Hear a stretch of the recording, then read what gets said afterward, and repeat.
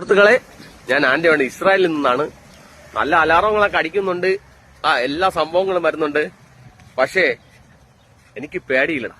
കാരണം എന്നറിയാവോ, അടിക്കുന്നത് ഇറാൻ ആയിക്കോട്ടെ, ഇവിടെ തടുക്കാനുള്ള എല്ലാ സെറ്റപ്പും ചെയ്തിട്ടുണ്ട്.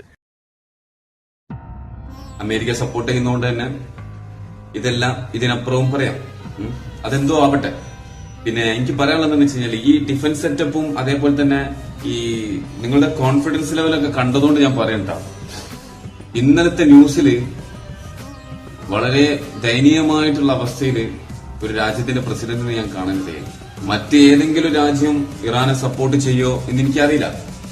പക്ഷെ സപ്പോർട്ട് ചെയ്യുകയാണെന്നുണ്ടെങ്കിൽ ഒരു രാജ്യവും ആ രാജ്യത്തിന്റെ പ്രൈം മിനിസ്റ്ററും സപ്പോർട്ട് ചെയ്യുന്നതിനെ കുറിച്ച് പേടിക്കണം. ബിക്കോസ് ഇന്ന് വരെ അദ്ദേഹം ഒരു ചർച്ചകളിലും ലേറ്റായി വന്നിട്ടില്ല. ചർച്ചയിൽ പങ്കെടുക്കാൻ എത്തുന്ന വ്യക്തികളാണ് നേരത്തെ വരുന്നത് എന്നാണ് അദ്ദേഹത്തിന്റെ വാദം പോലും. ആളെ കിട്ടിയിട്ടുണ്ടാവില്ല. മൂപ്പർക്കെങ്ങാനും ഇതിൽ പിന്തുണയ്ക്കാൻ തോന്നിക്കഴിഞ്ഞാ തീർന്നു മോനെ. ഈ പറഞ്ഞ റൂൾസും റെഗുലേഷൻസും ഒന്നും ഉണ്ടാവില്ല. എനിക്കറിയാം മൂപ്പർ എന്താ കാട്ടുകയെന്നുള്ളത്.